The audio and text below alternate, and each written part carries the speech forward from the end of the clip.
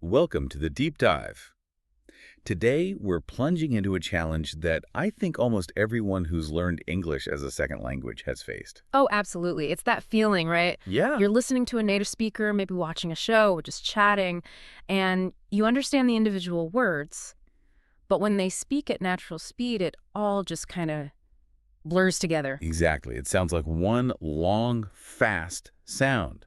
And then on the flip side, when you speak, maybe you feel like your English is grammatically correct. Your pronunciation is okay, technically, Mm-hmm. but it just doesn't have that smooth, natural flow. It can feel a little stiff or robotic compared to how native speakers sound. You've hit the nail on the head there. And genuinely, if you feel that way, you are not alone. This is one of the biggest hurdles. Right. And often it's not about needing more vocabulary or fixing grammar mistakes. It's because natural spoken English operates on a different set of principles than the more formal word-by-word English you often learn first. It's like there's a hidden layer. Native speakers connect words, they shorten things, they use rhythm and intonation in specific ways. Yeah. It's a whole different kind of music to the language. And our ears just aren't trained for it automatically. We spend time reading, writing, learning grammar rules, which is essential. Sure. But the sound of real, spontaneous speech full of these patterns is something you have to specifically tune into. But the really cool part is these are learnable skills. Mhm. You can train your ears to catch those fast connections, and you can learn techniques to make your own speech sound more natural, more fluent, and more confident. That's our mission today. We've dug into some great sources that unpack exactly how native speakers do this. Okay. We're going to look at why words connect and shorten, how focusing on the key words is a superpower for understanding, and a really effective method for actively training your listening, something called shadowing. Shadowing. Okay. And then we'll flip it and look at how you can apply these principles using English rhythm, Yeah. those tricky contractions and reductions, Mm. how even using filler words can help, and how simply changing which words you stress can totally change your meaning. Get ready to hear English in a slightly different way, and maybe even feel a shift in how you approach speaking it yourself. Let's dive into these sources. Okay, so let's start with understanding. Why does English sound so fast sometimes? Hmm. The biggest piece, from what our sources point out, is that native speakers usually don't speak word by word. Nope, not at all. It's all connected. They link words together to create a smoother flow. Right. If you see a sentence written, there are clear spaces. When you hear it spoken naturally, those spaces often disappear, or the sounds blend across the word boundaries. And a classic example that comes up everywhere is the phrase, "What do you want to do?" Right. If you say it like you see it slowly, it's what do you want to do? Right. Sounds very deliberate. Which is perfectly understandable, but you rarely hear it that way in casual conversation. Exactly. At natural speed, that often becomes something like, "What do you want to do?" Yeah. See how much shorter and different that is. What do you? Links and changes sound to wadaya, What do ya? and want to smoothly becomes wanna. It feels faster, but it's really just the sounds connecting and changing. Your ear has to learn to recognize these blended chunks. Okay, let's pull out a few more common ones the sources highlight. Think about asking, "Did you eat?" Instead of separating did you, the D and Y sounds often combine to make a J sound. Ah, right. So it comes out more like, did you eat? Did you eat? Yeah, I hear that all the time. Or the incredibly common, I don't know. My goodness, you almost never hear every word distinct there. Never. It almost always reduces to, I don't know, that's one of the most frequent reductions you'll hear. I don't know. And explaining future plans like, "I am going to go." Mm-hmm. That sentence gets shortened and linked naturally to, "I'm going to go." The am contracts and going to reduces. I'm going to go, yeah. So a huge key to understanding faster English, this isn't necessarily speeding up your brain processing every word individually, All right. but training your ear to recognize these patterns, recognizing that didja is did you, that I don't know is I don't know. Okay. Once you hear them as these familiar chunks, English starts feeling less like a torrent of sound and more like, well, comprehensible speech. Speaking of shortcuts and chunks, that brings us to reductions and contractions. Mm. This is another massive piece of why spoken English sounds different than written English. Absolutely. Reductions are when sounds get dropped or words are combined and shortened in really significant ways. They are everywhere in spontaneous conversation. Our sources point out some of the champions of reduction we mentioned. Want to, turning into wanna. Oh, no. You hear this constantly, "I want to grab some coffee." Or going to, becoming gonna. Gotta. What are you going to do tonight? Gotta often becomes gotta. Like, I gotta run, I'm late. Gotta. Yeah. We talked about, I don't know, becoming, I don't know. I don't know. That's both a contraction and a reduction in practice. And two more really common ones. Let me frequently reduces to lemme. Let me see that photo. And gimme becomes gimme. Gimme. Hey, give me a hand with this, will ya? Will ya is another good one.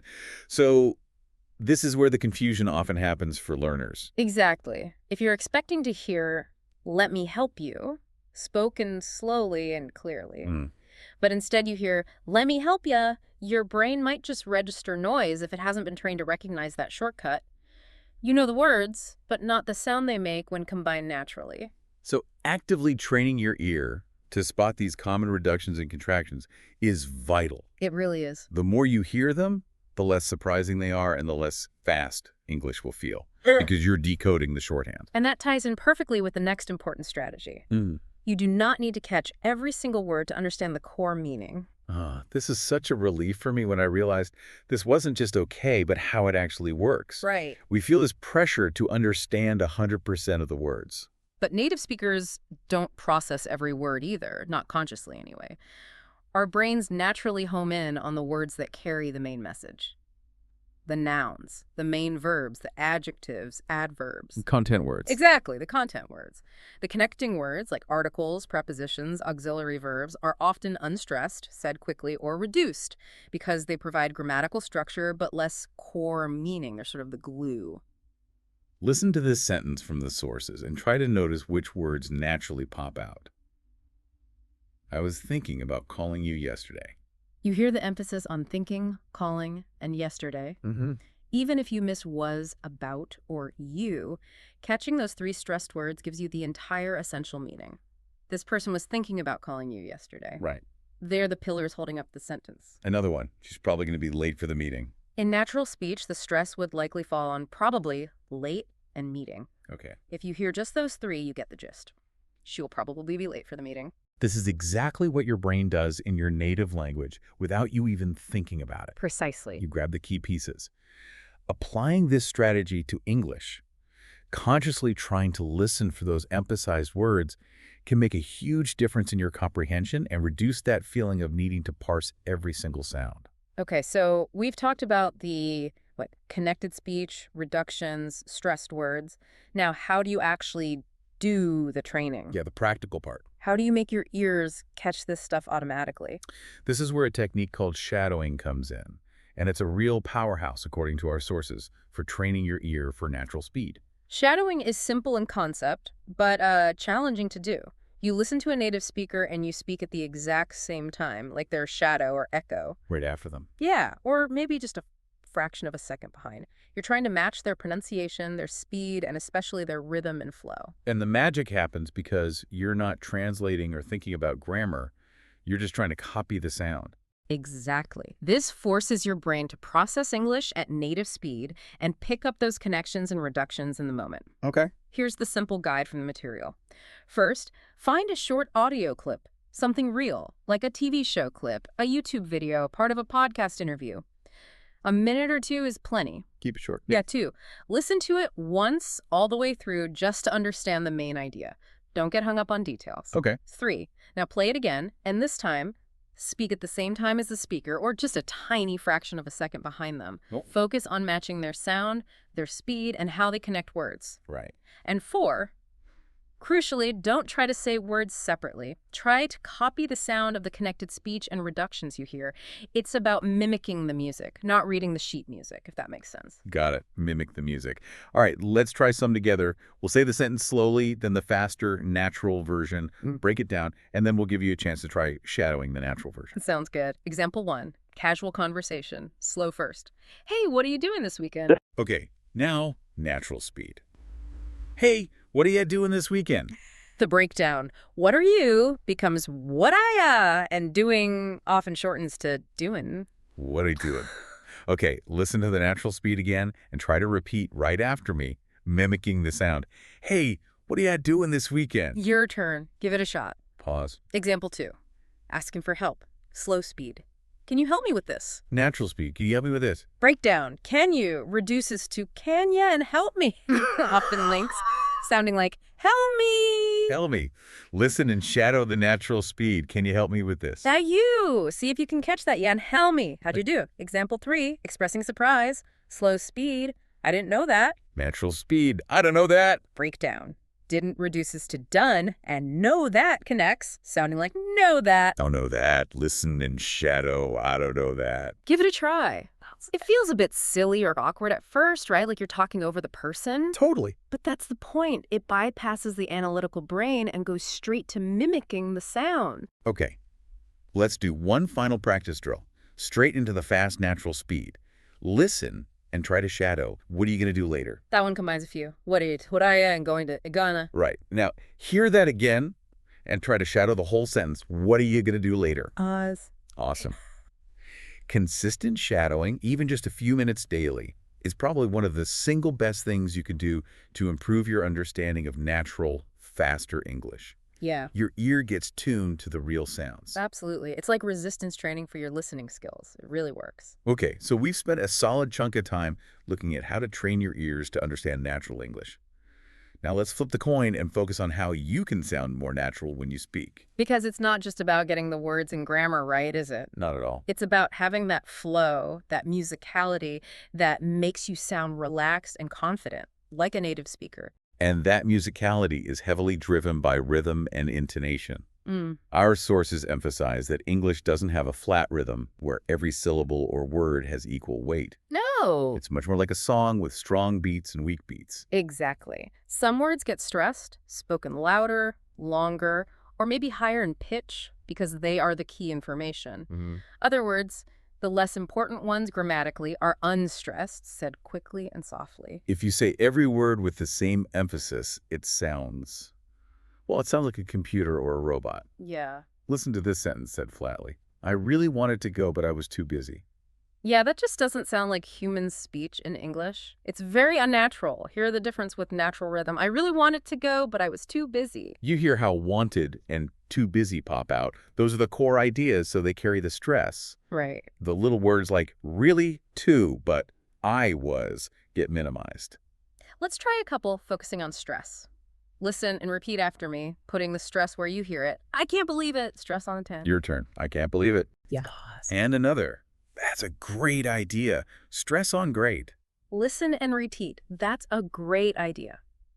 Getting the feel for this up and down, strong and light rhythm adds so much expressiveness and naturalness to your speech. It makes a huge difference. Building on that, let's talk again about contractions and reductions, but this time from the perspective of using them when you speak.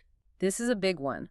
So many learners consciously avoid contractions like I'm or reductions like gonna. Yeah, they think it's wrong or too informal. Exactly. Because they feel informal or they were taught to speak properly. But in everyday conversation, not using them makes you sound unnatural and overly formal. Spiff, even. It really does. Saying, I am going to call her is perfectly correct. But saying, I'm going to call her sounds so much more like how a native speaker would naturally say it. Definitely. Let's revisit some of those common ones, thinking about how to use them in your own speaking. Instead of I do not know, practice saying I don't know. I don't know. Instead of give me a second, try give me a sec. Give me a sec. Instead of let me think. Let me think. Our sources had a good little quiz idea here. I'll say the more formal version, and then you say the natural contracted reduced version. Formal. I do not want to go there. Okay. Now, how would you say that naturally? Pause. You'd probably say, I don't want to go there. I don't want to go there. Okay, another one. Formal. What do you think about this? And the natural speed version. Pause. That would typically be, what do you think about this?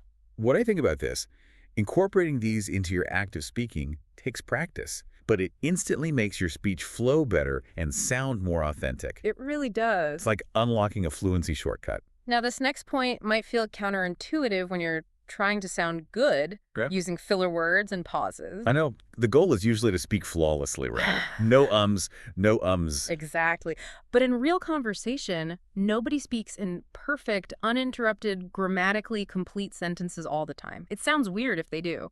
Native speakers use filler words and pauses constantly, and it serves a purpose. It makes you sound more relaxed, less like you're giving a prepared speech. Yeah. And crucially, it gives you a little thinking time, which everyone needs. Trying to speak without any pauses or fillers at all can actually make you sound less natural or maybe a bit stressed. Right. The common ones the sources mention are, well, you know, and in very casual chatter, like, oh, although maybe use sparingly depending on the situation. Good point. Think about giving an opinion. Just saying, I don't agree can feel very abrupt. Yeah, it can sound a little harsh, but softening it with a filler or two makes it sound much more conversational and less confrontational. Well, I mean, I kind of see your point, but... Kind of see your point, yeah. Let's try comparing a direct sentence to one with fillers. Direct. I think this is wrong. Okay.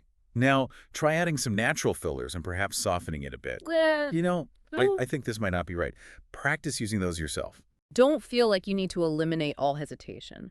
Learning to use these naturally accepted fillers gives you breathing room and makes your speech sound much more relaxed and smooth. Finally, this is one of my favorite points in the sources because it shows how much power is in your voice. Mastering sentence stress for meaning. Oh yeah, this is huge. The words don't change, but changing the stressed word totally changes the message. This is crucial for both understanding the subtle nuances of native speakers and making sure your own meaning is crystal clear. Let's use the example from the sources. I didn't say she stole the money. Okay, same words every time, but listen to how the meaning shifts when we stress different words. First, stressing didn't. I didn't say she stole the money. Meaning, someone else might have said it, but I definitely didn't. Okay, now stressing say. I didn't say she stole the money. Meaning, I didn't state it directly. Maybe I implied it, hinted at it, or wrote it down, but I didn't say it aloud. Got it. Stressing she. I didn't say she stole the money. Meaning, I might have said someone stole the money, but I specifically did not say it was her who stole it. It implies someone else did. Isn't that fascinating?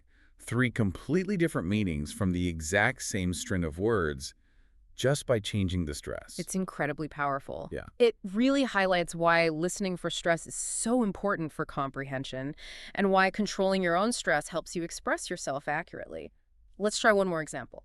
She didn't call him. Okay, stress on she. She didn't call him. Meaning, someone else called him, but it wasn't her. Stress on didn't. She didn't call him. Meaning, the call simply did not happen. She never called him. Stress on call. She didn't call him. Meaning, she communicated with him, but she didn't call him. Maybe she texted, emailed, or visited instead. Right. Understanding and practicing this control over sentence stress makes you sound so much more precise and confident in what you're saying. Definitely adds another layer of sophistication. Wow, we really did a deep dive there. It's clear that becoming fluent and natural in English involves these layers beneath just vocabulary and grammar. Absolutely. For listening, remember to train your ears to catch connected speech and reductions. Practice focusing on those key stressed words instead of getting stuck on every little word. And shadowing. And definitely give shadowing a try. It's a game changer for ear training. And for sounding natural yourself, work on the music of English, the rhythm and intonation. Actively use contractions and common reductions in your speaking. Don't be afraid of natural filler words and pauses. They help you sound authentic. Yeah, embrace the ums a little bit. Yeah. And pay attention to sentence stress to make your meaning shine. The consistent message across all our sources is that this isn't a magic trick. It's a skill you build with practice. Consistent practice is key. The more you listen deliberately for these patterns and try to incorporate them into your own speech, the easier it gets and the more natural you'll feel and sound. So let's wrap up with a challenge for you.